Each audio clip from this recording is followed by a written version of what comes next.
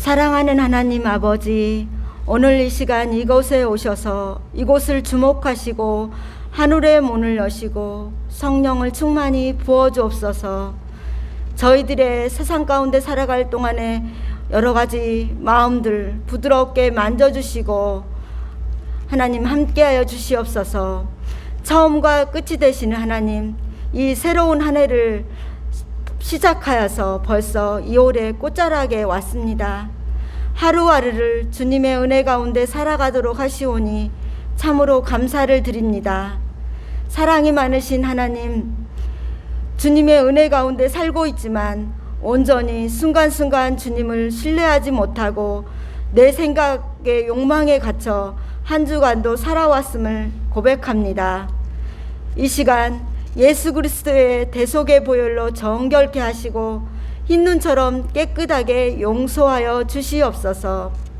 오늘 이 시간에는 특별히 전쟁과의 문제에 놓여서 불안과 공포로 떨고 있는 우크라이나 백성을 굽어보시고 긍휼히 여겨 주시옵소서. 또한 육신의 질병과 참으로 정신적인 여러 가지 질병, 코로나 전염병으로 고통하는 모든 이들에게 예수 그리스도의 위로와 사랑하심과 긍휼하심이 늘 함께 하시기를 간절히 기도합니다. 따뜻한 봄이 다가오고 있습니다. 생각만 하여도 기분이 좋은 이 봄에 하나님이 주신 꿈을 마음껏 펼쳐갈 수 있는 용기를 저희에게 주시길 기도합니다. 또한 저희 교회가 기도로 계획하고 있는 것들이 있사오니 주 안에서 이 모든 것들도 협력하여 선을 이루도록 함께하여 주시옵소서.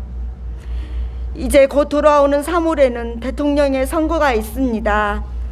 말만 앞세우는 지도자가 아니라 국민을 진정으로 아끼는 이 어려운 세대를 지혜롭게 이끌어 나갈 지도자를 선출할 수 있도록 저희 유권자들에게도 지혜를 주옵소서. 사랑하는 하나님, 이 시간에도 하나님의 말씀을 선포하실 목사님과 저희들에게 성령을 부어주셔서 하나님의 살아있고 운동력 있는 말씀을 통하여 저희가 깨닫게 하시고 그 말씀 한 자락이라도 붙들고 하나님과 이웃에게 나아가는 저희가 되어지며 그 말씀 붙들고 예배자의 삶을 살아가도록 하나님 붙들어 주옵소서. 주님께서 저희들 함께 해주심을 믿고 또한 이 시간 예배할 때에 저희가 마음과 몸과 모든 것들이 주님의 은혜로 치유함을 누리며 주님의 용서를 누리며 말씀 가운데 참으로 위로를 얻는 시간 되기를 구하옵고 이 모든 말씀 우리를 죄에서 구원하시며 사랑하셔서 이 땅에 오신 예수 그리스도의 이름 받들며 감사하며 기도를 드립니다. 말씀 전하기 전 옆에 있는 분들에게 위로를 좀 전하겠습니다. 한 주간 참 고생 많으셨습니다. 이렇게 하면 인사할까요? 힘드셨죠? 여러분 얼굴 보니까 참 다행이고 안심이 됩니다. 함께 예배할 수 있다는 것이 기적이라는 생각들을 새삼스럽게 하게 됩니다. 오늘 말씀을 통해서 위로를 받고 또 우리가 어디에 서 있어야 되는지, 교회가 뭐 하는 곳인지, 그리스도인들은 어떤 자리에 어떻게 역사해야 되는지 함께 살펴보는 그런 시간이 되었으면 참 좋겠습니다. 오늘 말씀의 제목은 일찍 죽임 당하신 어린 양의 나라라는 제목입니다. 제목이 좀 길죠? 한번 따라서 해볼까요? 일찍 죽임 당하신 어린 양의 나라. 이 제목을 함께 살펴보겠는데 요한계시록 5장의 말씀을 중심으로 좀 은혜를 나누겠습니다. 요한계시록 5장은 크게 세 부분으로 나눠지는 것 같아요. 여러 가지 주제별로 보면 그렇게 나눠지는데요. 1절에서 4절까지는 역사의 후퇴처럼 보이는 현상을 보면서, 다시 말하면 악이 이기는 세상에서 한 성도의 절망, 교회를 대신하는 성도가 절망의 탄식을 보이는 장면이라고 볼 수 있겠습니다. 우리가 흔히 보는 일들이죠.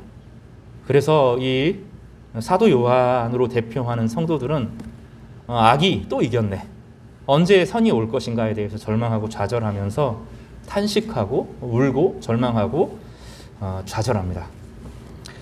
보통 여기에서 이제 사람들은 어떤 행동을 하게 되는데, 오늘 이야기는 좀 다르게 흘러갑니다. 5절에서부터 8절까지는 역사가 그렇게 흘러가지 않는다고 주님께서 가르쳐 주시는데, 역사의 중심이 되시고 새로운 창조의 역사를 이끌어가는 분이 예수 그리스도다 하는 것을 보여주는데, 예수 그리스도는 죽임당했다, 일찍 죽임당한 그 예수 그리스도가 온 세계의 역사의 주관자시다, 그 말씀을 전합니다. 8절이 두 부분으로 나누어지는데, 8절 앞에까지 그 메시지였다면, 그래서 8절이 중요합니다. 8절 한 절 안에 겹쳐 있으면서 8절 중반절에서부터 마지막 절까지 예수 그리스도가 다스리는 나라에 성도들이 함께 왕노릇하고 있고 성도들의 역할이 있다는 거예요. 그래서 하나님의 백성들이 무엇을 하고 이 시대 가운데 살아갈까를 보여주는, 그래서 근데 그 본문에서 역사의 주관자이시고 하나님의 보좌에 계시는 하나님께서 성도들을 통해서 어떻게 일하시는지를 가르쳐주는 그런 말씀입니다. 이 안에 성도들의 위치가 주어지고 성도들의 사명이 주어진다 하는 그런 메시지를 담고 있겠습니다. 오늘 제가 여러분에게 권면하고 싶은 것은 오늘 8장 말씀을 중심으로 오늘 5장을 여러 번 읽어보는 겁니다. 제가 권면하는 것은 하루에 한 번씩 읽어보는 겁니다. 특별히 이번 한 주간은 하루에 한 번씩 이 말씀을 차분하게 읽어보면서 기도 시간을 갖는 겁니다. 최소 우크라이나를 위해서 기도하는데 기도로 좀 이겨야 될 것 같아요. 이 부분은 정치, 경제, 사회, 문화의 문제를 넘어서는 것 같고, 제가 볼 때는 이것은 영적인 어려움이 주어진 것이라고 보고요. 성도들이 함께 기도해야 되는데, 이 부분에 있어서는 누가 옳고 그르고의 문제가 아니라 어떤 악이 힘과 권력을 가지고 약한 사람을 괴롭히는, 하나님께서 가장 싫어하는 일인데 그 일이 벌어지는 것에 대해서 우리가 통회하고 그 어려운 사람들의 고통에 동참함으로 함께 이 시간을 보내면 좋겠다는 생각이 듭니다. 이것이 3.1절의 정신이고, 또 3.1절을 시작할 때 한국 교회의 성도들이 자유평등 박애를 가지고 교회를 세웠던 이념이기도 하고, 그것이 복음의 정신이기 때문입니다. 여러분 꼭 그렇게 해주시기를 바랍니다. 아무리 삶이 어렵고 아무리 바쁘고 아무리 괴롭고 지금 급박한 일이 있어도 그 20분 30분은 시간을 꼭 비우시기를 바랍니다. 비우시고 그 시간만큼은 이 시간에 말씀을 묵상하고 더 절박하고 지금 죽음 앞에 서 있는 그 약한 사람들 편에 서서 함께 기도해 주시기를 바랍니다. 이것이 오늘 본문이 우리에게 가르쳐주는 중요한 바입니다. 먼저 성도의 절망에 대해서 살펴보겠습니다. 역사는 후퇴하는가? 하나님의 나라는 멈추고 악이 기승하는가? 그 메시지를 함께 살펴보겠습니다. 5장은 4장과 연결되어 있는데, 4장에서 보면 그 하늘문이 열리는 것을 사도 요한이 보게 되는데, 그 하늘문이 예수 그리스도였습니다. 그러니까 하늘과 땅을 연결하는 문이신 예수 그리스도를 발견하게 됩니다. 그런데 역사의 주관자이시고 하늘의 문을 여시는 예수 그리스도께서 계심에도 불구하고 역사는 딱딱하게 닫혀 있고 악이 온 우주를 지배하는 것 같은 그런 답답함을 사도 요한이 경험하게 됩니다. 5장 1절에 넘어가면 4장과 연결되어서 하늘문의 환상 가운데 사도 요한이 이제 하늘을 바라보고 있습니다. 하늘 안에서 일어나는 일들을 목격하고 있습니다. 목격자의 진술입니다. 여기 보았다 이렇게 설명이 되어 있는데 목격자의 진술로 표현을 되고 있습니다. 거기에 보좌에 앉으신 이가 한 분 계십니다. 이 보좌에 앉으신 이는 성부 하나님으로 아마 이해가 됩니다. 온 우주의 역사를 주관하시는 성부 하나님이 온 우주를 다스리고 계십니다. 그분 손에 두루마리가 하나 담겨 있습니다. 두루마리가 담겨 있고 거기에 밀랍으로 봉해져 있습니다. 여러분 저를 좀 보시겠어요? 옛날 사람들은 편지를 쓸 때 어떻게 해요? 지금은 전화하고 카톡으로 보내잖아요. 그죠? 옛날 사람들은 편지를 썼어요. 그렇죠? 편지 우표도 붙이고 풀을 붙여서 씁니다. 근데 중요한 편지는 어떻게 합니까? 내가 보냈다. 이거는 다른 사람이 한 것이 아니다. 그래서 그걸 어떻게 하죠? 편지 겉봉에 밀랍으로 이렇게 봉하죠. 그리고 도장에 자기의 표시가 되어 있는 딱 하나밖에 없는 그 표시를 이렇게 찍습니다. 이렇게 되죠. 개인적인 편지 안에서 그 편지를 읽을 수가 있어요. 이것이 만약에 관공서의 편지거나 왕의 편지이면 상황이 달라집니다. 왕이 편지를 보내도 그거를 아무나 읽을 수가 없잖아요. 그렇죠? 왕의 편지를 읽을 수 있는 특별한 사람들이 있어야 그 읽을 수 있어요. 예를 들어 보겠습니다. 나라에 흉년이 들었어요. 큰 가뭄이 들고 흉년이 들었습니다. 그럴 때 근데 그 곡식 창고에 거기에 곡식이 가득해요. 몇 년간 쌓아놓은 곡식이 있습니다. 왕이 조치를 내렸어요. 어떻게 조치를 내립니까? 빨리 풀어서 구휼미를 나눠줘라, 이렇게 조치를 내렸습니다. 혹은 도적대가 일어났습니다. 그러면 사람들을 모집하고 병장기를 가지고 맞설 수 있도록 모집령을 왕이 내리겠죠. 근데 그 명령을 노예가 볼 수 있습니까? 안 되겠죠. 그렇게 이방이 보면 안 되겠죠. 최소 그 관리가 봐야 되잖아요. 그 전체를 볼 수 있는 권위 있는 사람이 그것을 보아야 합니다. 근데 오늘 본문은 지장이 몇 개가 찍혀 있어요. 인장이 몇 개가 찍혀 있어요. 7개가 찍혀 있습니다. 그 7 도장은 누가 찍었습니까? 성부 하나님이 찍었습니다. 그거를 펼치면 이제 왕의 조세가 펼쳐지고 왕의 명령이 비로소 집행이 되는 거죠. 왕이 명령을 만들면 왕의 명령이 집행되는 일들이 벌어져야 된다는 거예요. 지금 이거를 풀 사람이 있어요, 없어요? 성부 하나님의 명령을 그 누구도 받들 수가 없는 거예요. 그래서 사도 요한이 절망합니다. 사도 요한은 늘 그렇게 배웠어요. 어릴 때부터. 하나님은 전능하시다. 하나님은 정의로우시다. 하나님은 공의로우시다. 하나님은 약자의 편이시다. 늘 들었는데 역사는 계속 왜곡되었어요. 예수 그리스도가 이 땅에 오셨습니다. 예수 그리스도는 여러 번 이스라엘 사람들에게 경고했어요. 너희들 무장하면 안 된다. 하나님 말씀을 경외하고 순종하고 죄를 용서받고 다시 성령 안에서 새롭게 시작할 수 있다. 여러 번 경고했어요. 말을 듣지 않았어요. 예수 그리스도를 잡아 죽였습니다.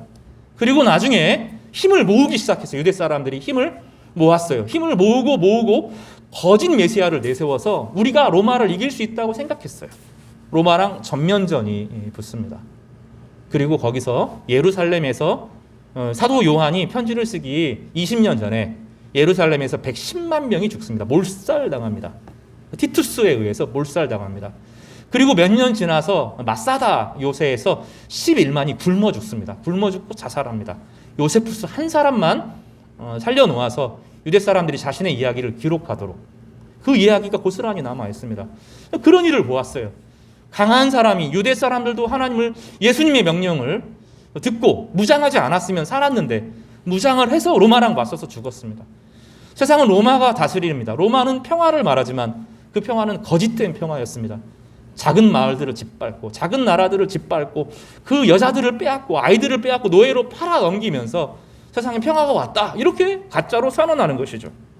사도 요한이 절망합니다. 그래도 예전부터 하나님을 경외했던 아브라함의 자손인데 어떻게 110만이 죽을 수 있는지, 그들이 왜 하나님 말씀을 억지로 듣게 할 수는 없었는지, 하나님 그럴 수 없다는 거예요. 스스로 듣지 않는데 억지로 하나님 믿게 할 수 없다는 거예요. 그 결과가 무엇입니까? 처절한 악과 처절한 실망과 처절한 심판의 결과를 자초하게 된 것이죠. 사도 요한은 마음이 탑니다. 지금 이제는 어느 단계까지 와 있습니까? 유대 사람들이, 자기 동족 사람들이 완전히 망하고 사람들은 다 흩어져 버렸습니다. 그리고 이제는 로마의 황제가 예루살렘을 멸망하고 자기가 신이라는 거예요. 자기가 신이라는 겁니다. 자기를 향하여 경배와 찬양을 올려드려야 된다는 거예요. 그렇지 않으면 죽이겠다고 막 이렇게 일을 벌이고 있습니다. 사도 요한 너무 답답한 거예요. 이게 도대체 어떤 일이 벌어지는 것인지 절망하고 울고 있습니다.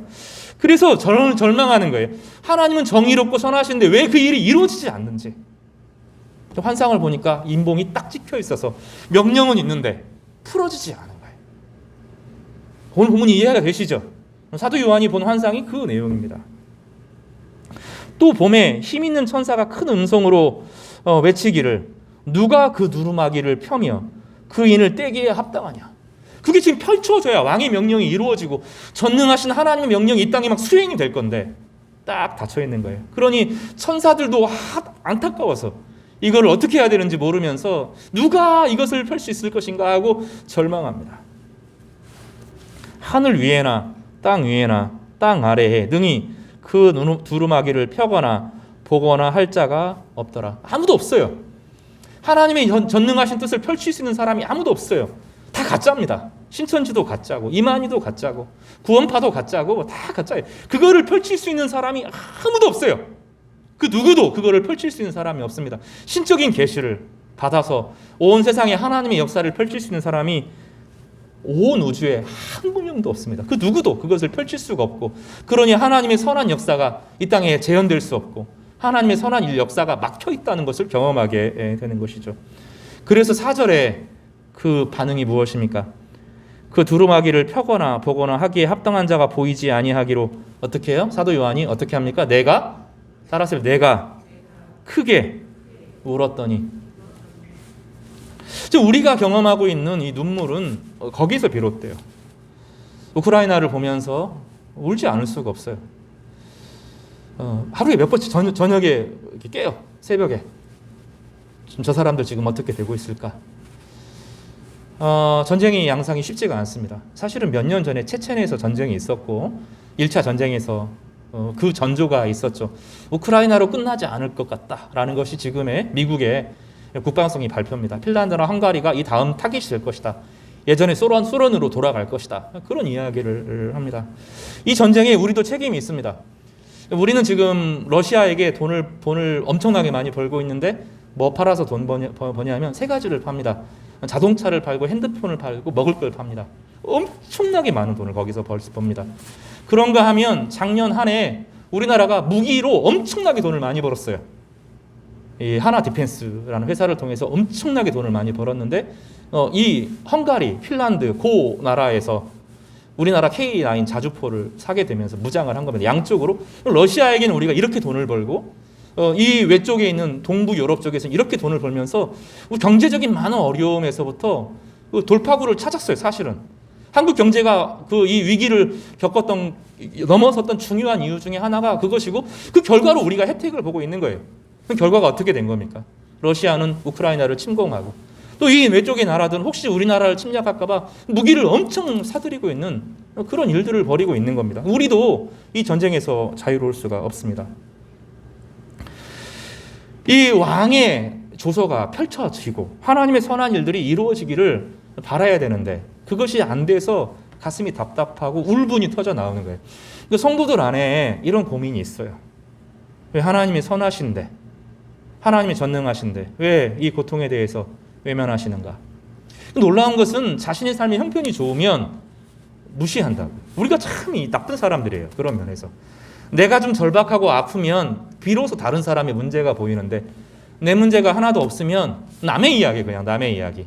그러니까 우크라이나 얘기가 남의 얘기가 아니거든요. 우리가 사실 일조한 부분들이 있는데 남의 이야기처럼 받아들여요. 우크라이나에서 많은 사람들이 우리나라에서 살고 있어요. 지금 남의 이야기가 아닙니다. 러시아 안에서 지금 대규모 시위들이 막 일어납니다. 우크라이나를 외치면서 절대로 전쟁은 아니라 러시아에서 가장 극렬한 시위가 일어나고 있습니다. 우리가 경험하는 절망은 왜 악이 세상을 이기느냐 하는 거예요. 왜 하나님은 침묵하시느냐? 그러니 사람들은 하나님을 안 믿는 거예요. 하나님은 무기력하고 하나님이 일하시지 않고 하나님 없이 계시는 것처럼 느낀다는 거예요. 그러니 사람들은 마음이 절망하고 답답하고 포기하고 냉소적으로 내 인생에 대해서 기도로 나아가지 않고 하나님께 인생을 맡기지 못하는, 그냥 신앙생활 하다가 죄 용서받고 천국이나 가지. 이것도 어마어마하지만 역사의 방관자로 살아가는 거죠. 성경은 그렇지 않습니다. 오늘 5장의 이야기는 하나님은 역사에 방관하시지도 않고 성도들로 하여금 너 하나 개인 구원하라고 말씀하시는 것이 아니라는 얘기를 하는 거예요. 역사의 주관자가 하나님이시고 하나님의 교회들이 어떻게 그 일에 함께 해야 되는지를 구체적으로 가르쳐주는 본문입니다. 본문에 그 성도의 절망이 크게 울었다. 성경에서는 이 강조를 잘 안 합니다. 이 강조를 할 때는 정말로 힘든 거예요. 사도 요한은 너무너무 힘들었어요. 사도 요한은 지금 밤모섬에 갇혀 있습니다. 터키의 이제 그 서쪽에 있는 큰 섬입니다. 거기에서 지금 갇혀 있습니다. 거기에서 성도들이 고난당하는 이야기를 들어요. 황제 숭배를 거절하는 사람들은 가차없이 죽임을 당했습니다. 황제를 신으로 숭배하지 않느니, 사도 요한이 이 편지를 쓸 때는 그런 분위기였습니다. 사도 요한이 바라볼 때 너무 답답한 거예요. 자기는 성도들을 돌볼 수가 없어요. 차라리 같이 죽으면 좋겠는데, 그 성도들과 함께 어려움을 당하면 좋겠는데 그는 홀로 떨어져서 밤모섬에서 홀로 기도할 수밖에 없는 겁니다. 너무 답답한 거예요. 그런가 하면 성도들은 돌봐주는 목자가 없어서 너무 어렵다는 이야기를 사도 요한이 듣습니다. 그러니 그는 웁니다. 왜 이 역사를 이렇게 하시는지, 하나님께서 왜 유다를 아무리 그래도 그렇게까지 하실 필요가 있는지, 또 로마는 언제까지 저렇게 역사를 주관하면서 전 세계의 왕으로 군림할 것인지 사도 요한은 너무 답답한 거예요. 그래서 울고 웁니다.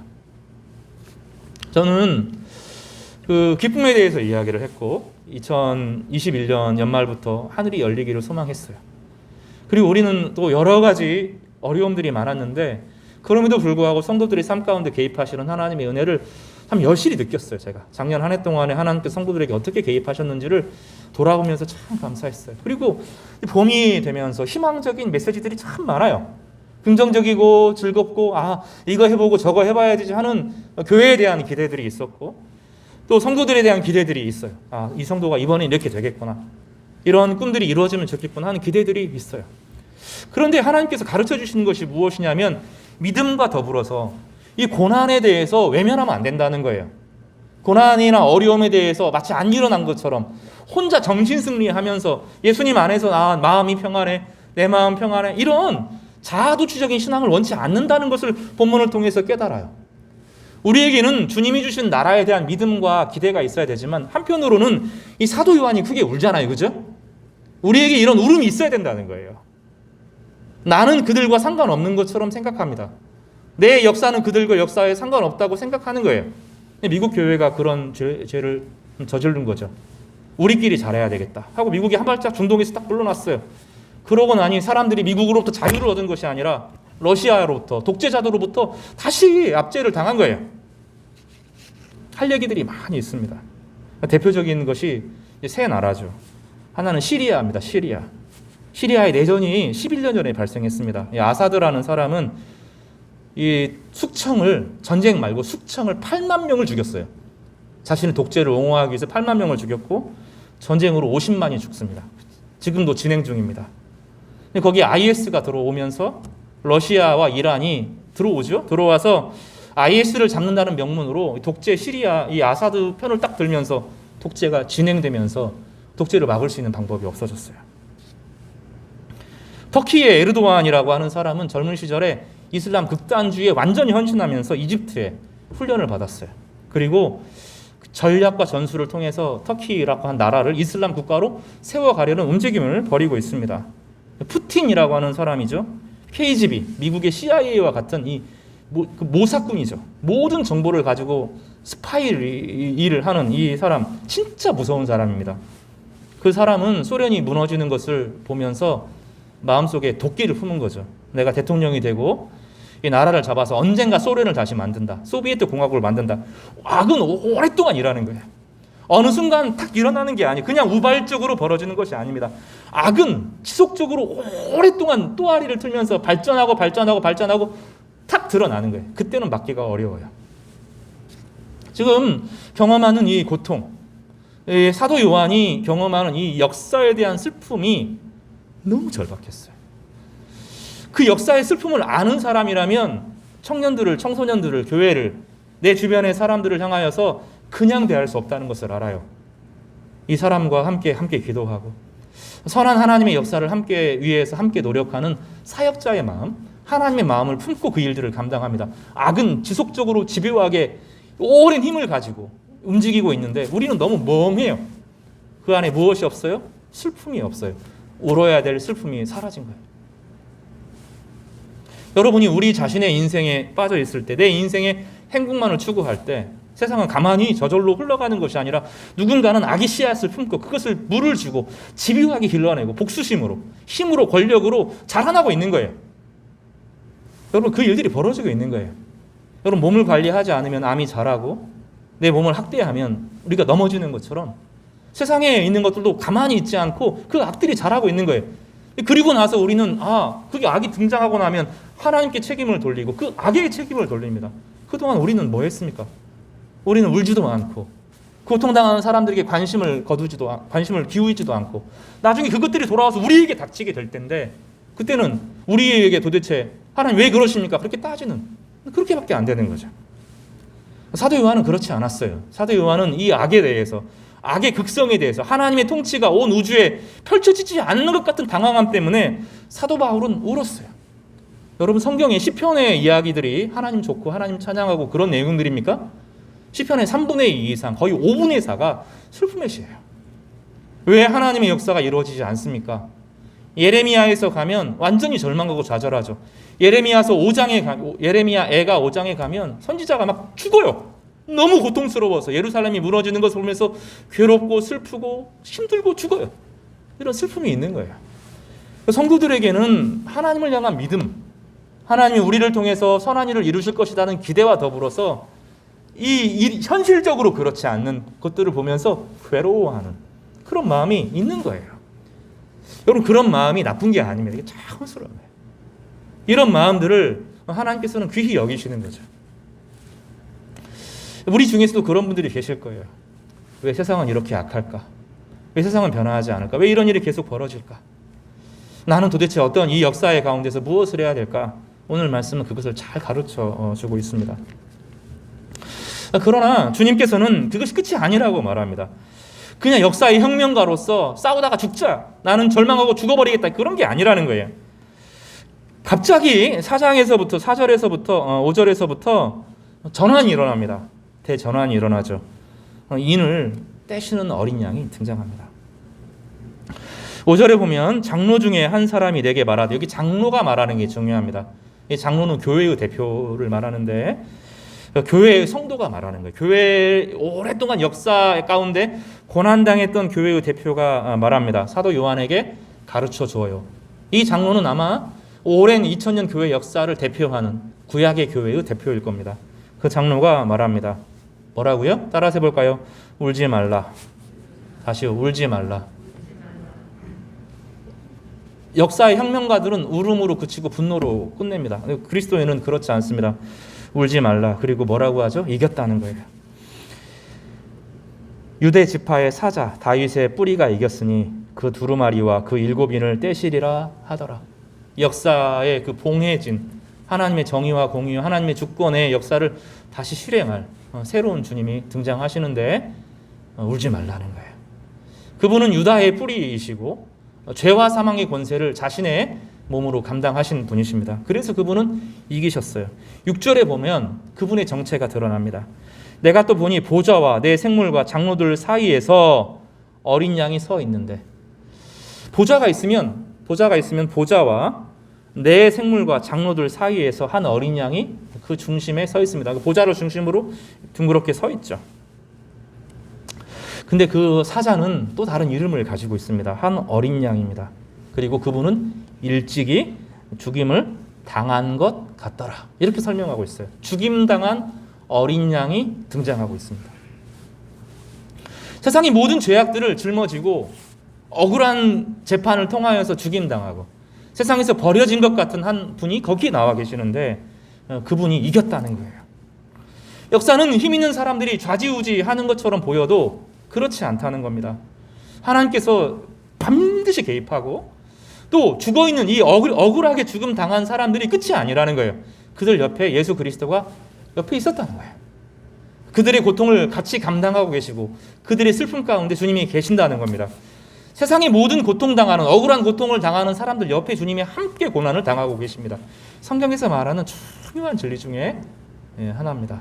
홀로 고난을 당하지 않습니다. 주님께서 함께 고난을 당하시고 함께 아픔을 당하시고 함께 죽임을 당하시고, 그러나 하나님의 은혜를 회복시키는 거예요. 그래서 억울하게 죽임을 당하고 죽음의 순간에 예수 그리스도가 그들과 함께 동행하여서 천국과 함께 동행하고 영원한 나라에 들어가게 하는 그 일들을 감당하시고, 또 그 고난 당하는 가운데 힘을 주시고 소망을 주시고 이김을 주시고 하신다는 거예요. 그래서 새로운 희망이 그에게 주어지고 능력이 부어지는 방식으로 그가 다시 일어날 수 있도록 하신다는 것입니다.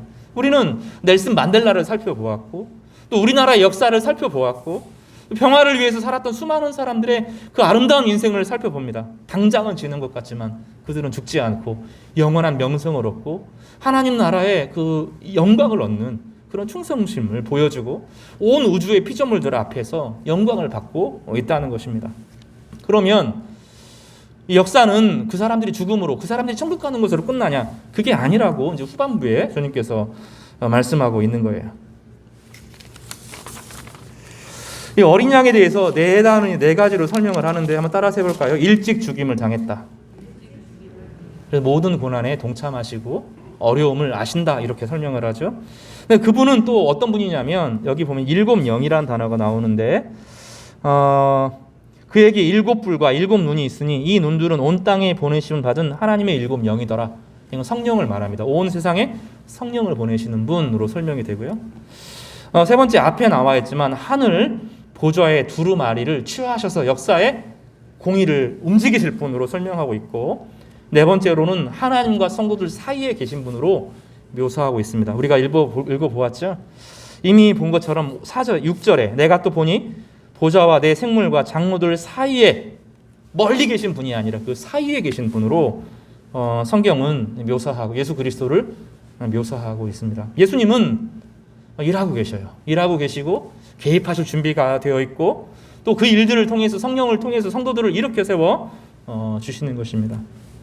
이들의 방식이 세상의 방식과 달라서 당황스러운 거예요. 힘과 권력을 가지고 막 싸우고 목 조르고 막 이런 방식이 아니라 사랑의 방식으로, 섬김의 방식으로, 억울한 사람들의 원한을 풀어주는 방식으로 그렇게 한시도 쉬지 않고 일하시기 때문에 이분은 끊임없이 사람들에게 희망과 능력을 부어주시는 것입니다. 성도 여러분, 우리에게 예수 그리스도가 있습니다. 예수 그리스도는 또 어디에 계십니까? 고난 당하는 자들과 함께 계십니다. 죽임 당하는 어두움에 빠진 사람들 옆에 주님은 거기에 계신 것입니다. 그래서 우리가 주님과 함께 한다 하는 것은 정신적으로 주님이 내 안에 계셔 막연한 믿음이 아니라 고난 당하는 사람들과 함께 있을 때 거기에 계신 주님과 경험하게 되는 거예요.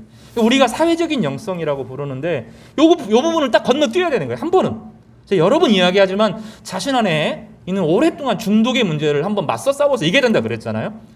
그 한 번은 자기의 기질을 꺾어야 돼요. 한 번은 자기의 기질과 맞서야 되고 자기의 기질을 꺾어야 됩니다. 저에게는 그런 게 있어요. 저의 그 영적인 컴플렉스 같은 거, 심리적인 컴플렉스 같은 게 뭐냐면 그 사랑을 잘 못 느꼈어요. 오랫동안. 그러니까 그 누군가가 저를 사랑해도 못 느껴요, 제가. 그거를 못 느낀 지가 상당히 오래됐어요. 양철 인형 같아가지고 사랑을 못 느꼈어요. 그러니까 용기가 없어요. 어떤 결정적인 일을 할 때마다 늘 물러서요. 내 뒤에 나를 사랑하는 하나님이 계시다. 이게 안 믿어지는 거예요. 오랫동안. 주님의 구원과 십자가를 경험하면서도 그게 안 느껴져서 이거를 넘어가고 주님이 나를 사랑하신다. 이거를 인정하는 데까지 그렇게 오래 걸렸어요. 이게 저에게 있어서 가장 어려운 영적 싸움이었어요. 우리 가운데 다양한 싸움들이 있는데 한 번은 이겨야 됩니다. 그렇게 되기를 바라요. 또 하나는 무엇이냐면 내가 가지고 있는 자아도취적인 신앙이 아니라 실제적인 신앙. 내가 그 하나님을 실제로 느끼고 만지고 경험하는 것은 고난당하는 사람들 옆에 있을 때 그들과 함께 하시는 하나님이 나에게 확 다가오시는 경험을 통해서 하나님의 실제를 붙드는 경험들이 있는데 이 보수적인 신앙이 그걸 못해요. 예수님이 나를 위해 죽었다는 것은 인정하는데 구원받기 위해서 이웃을 섬기지만 그것을 넘어서서 그들 가운데 거하시는 예수 그리스도를 누리는 것을 우리가 못해요. 교회가 이제 그 단계로 나아가기를 바랍니다. 제가 2022년 저희 성화교회에 대한 중요한 비전 중에 하나가 그 사회적인 영성, 이웃과 함께 고난당하는 그리스도를 만나는 거예요. 주님은 그렇게 계신다는 거예요. 주님은 고난당하는 사람들, 그 눈물의 골짜기 가운데 하나님의 정의가 없어진 것처럼 보여서 그 안에 희생당하는 그 사람들 가운데 그 자리에 서서 계신다는 거예요. 오늘 본문에 그렇게 가르치고 그렇게 설명해 주고 있습니다. 그래서 우리가 어려움 당할 때 늘 두려워하지 말아야 될 것은 로마서 8장에 있는 것처럼 환난이나 기근이나 그 어느 순간에도 주님의 사랑에서 떠날 수 없다고, 주님의 사랑에서 끊을 수 없다고. 왜냐하면 그 어두운 깊은 골짜기에 예수 그리스도가 체험되는 역설의 경험을 하기 때문입니다. 그래서 두려워하지 마시기를 바랍니다. 여러분 두려움 가운데 거하지 마세요. 그럴 필요 없습니다. 오늘 본문에 보면 뭐라고 말하죠? 따라서 해볼까요? 울지 말라. 울지 말라. 주님이 이기게 하실 것이다. 말씀하고 계시는 것입니다. 마지막으로 그러면 성도들은 무엇을 하느냐? 오늘 본문에서 그렇게 말하는데요. 본문이 그 7절에서 8절에서 그 이야기가 나옵니다. 그 두루마리를 취하심에 누가 취해요? 예수 그리스도가 그 두루마리를 취합니다. 하나님의 정의와 공의와 공평과 이제 하나님의 역사가 펼쳐질 그 두루마리를 예수 그리스도가 취하십니다. 네 생물이 나오는데 이 네 생물은 두 가지로 보통 설명을 합니다. 하나는 마태, 마가, 누가, 요한복음을 상징하는 것이다 그렇게 표현하기도 하고, 또 하나는 온 세상의 피조물들을 대표한다 이렇게 보는데 저는 두 번째 생각으로 생각합니다. 온 피조물들과 함께 24장로 신구약 교회를 대표합니다. 신구약 교회들이 그 앞에 어린 양 앞에 서 계십니다. 서 있게 됩니다. 그 어린 양 앞에 엎드려 각각 뭘 해요? 검은고와 향이 가득한 금 대접을 그들이 가지고 있는데 설명을 하고 있어요. 그것이 성도들의 기도들이다. 따라서 해볼까요? 성도들의 기도들이다. 나중에 요한계시록이 진행되면 이 기도를 쏟습니다. 주님께서 쏟아요.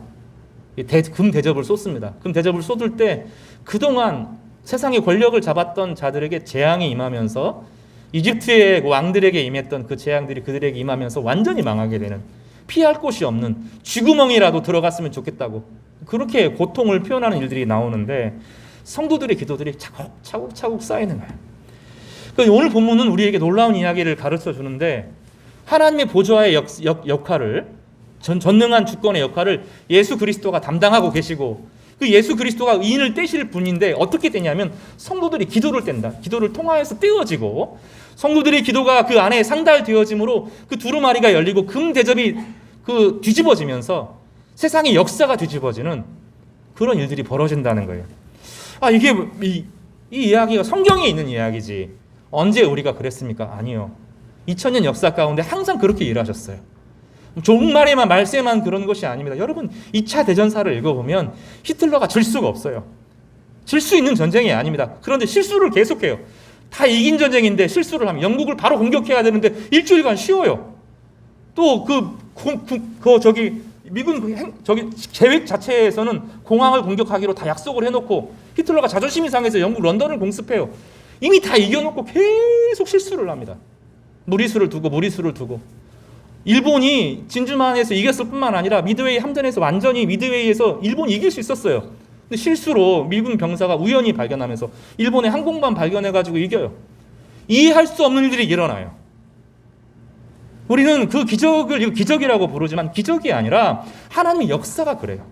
어떤 독재자도 어떤 권력자도 세상의 모든 것을 좌지우지할 수 없어요.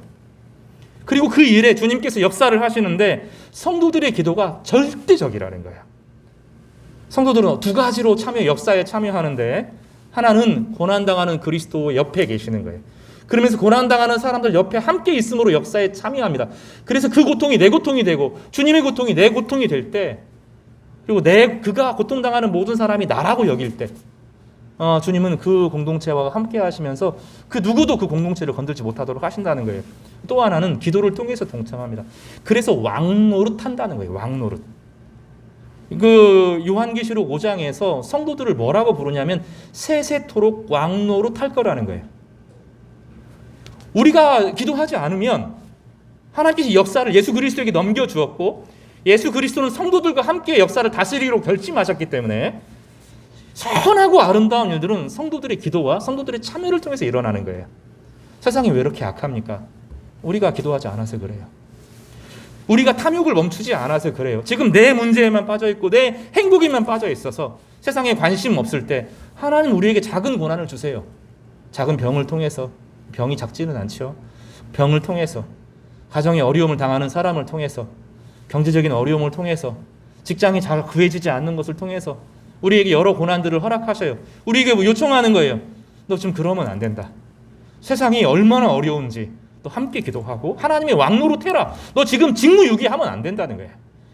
오늘 요한계시록은 우리에게 그 역사의 전환 가운데 성도들의 역할이 얼마나 중요한지를 가르쳐 주는 거예요. 본문에 보면 계속 그 얘기가 나와요. 10절을 읽어보세요. 그들로 우리 하나님 앞에서 뭐라고 말해요? 같이 읽어볼까요? 시작. 그들로 우리 하나님 앞에서 나라와 제사장들을 삼으셨으니 그들이 땅에서 왕노릇 하리로다. 왕이 자기 일에만 빠져 있어요. 통치를 안 해요. 자기 밥 먹는 거, 자기 운동, 자기 옷 이런 거 신경 쓰면서 고난당하는 백성들에 대해서 무관심해요. 자기 백성이 아니라고 생각하는 거예요. 이게 얼마나 웃긴 거예요. 직무유기죠. 성도들이 자신의 삶의 일부를 비워야 돼요. 주님과 함께 통치하기 위해서 시간을 비우는 거예요. 그리고 그 일 가운데 하나님께서 정말로 원하시는 것이 무엇인지를 묵상하는 거예요. 가정 안에서, 직장 안에서, 사회 안에서, 나라 안에서, 민족 안에서, 세계 가운데 어떤 일이 벌어질지를 살펴보며 그 일을 위해서 기도하고 그 일을 위해서 마음을 쓰고 필요하면 물질을 드리고 필요하면 내 마음을, 내 몸을 드리고 하면서 그 역사에 동참하는 방식으로 세상이 움직여지는데 그것이 2000년 교회가 살아왔던 방식이에요. 지금 한 100년, 한 50년 정도 이 교회가 퇴보했어요. 교회의 역사가 퇴보하기 시작했어요. 교회가 그 일에 관심 없어요. 예수 그리스도를 묵상하지 않아요. 그리스도의 고난에 무관심해요. 고난당하는 사람들에게 무관심해요. 그리고 자기 문제에만 빠져 있어요. 나밖에 몰라요. 세상에 나를 중심으로 돌아가야 돼요. 내가 불행하면 세상은 아무 관심이 없어요. 세상이 아무리 행복해도 내가 불행하면 끝이에요. 내가 행복하면 세상의 불행에 대해서 무관심해요. 직무유기하는 거예요.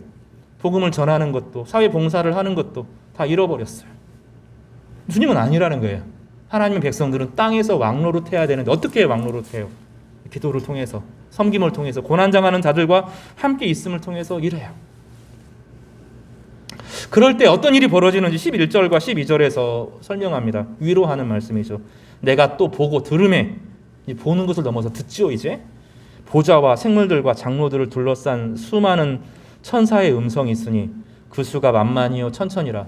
혼자가 아님을 알아요. 그때 내가 홀로 믿음의 일을 시작했을 때 수만의 수천의 천사들이 내 옆에 있다는 것을 알아요. 그래서 앞으로 나아가게 돼요. 왜? 그런 사람들 보잖아요. 왜 저 불가능한 싸움에 도전하는가? 혼자가 아니기 때문이에요. 그 희망이, 용기가 계속 흘러 들어와요. 사망이나 죽음이나 환난이나 기근이나 곤고나 하나님의 사랑에서 끊을 수 없는 사랑이 그에게 부어져요. 큰 음성으로 이르되 죽임을 당하신 어린 양은 능력과 부와 지혜와 힘과 존귀와 영광과 찬송을 받으시기에 합당하도다. 그 찬양 가운데 함께 매료되고 그 하나님을 영광스럽게 하면서 주님과 함께 영광을 돌리는 인생을 살아가게 됩니다. 세 가지로 정리해 보겠습니다. 따라서 해볼까요? 세상에서 모든 고난 당하는 자가 나다. 다시요. 세상에서 모든 고난 당하는 자가 나다. 여러분 무관심하면 안 됩니다. 두 번째로 중보와 찬양 속에 깃든 희망을 포기하지 않아야 됩니다. 고통이 크고 악이 크면 눌려버려요. 울음으로 끝납니다. 그것으로 끝이면 안 됩니다. 왜냐하면 오늘 본문은 우리로 하여금 죽임당하신 어린 양을 찬양하도록 천군 천사와 찬양하면서 힘을 얻도록 하시기 때문입니다. 쾌활을 잃지 않도록 우리에게 격려합니다.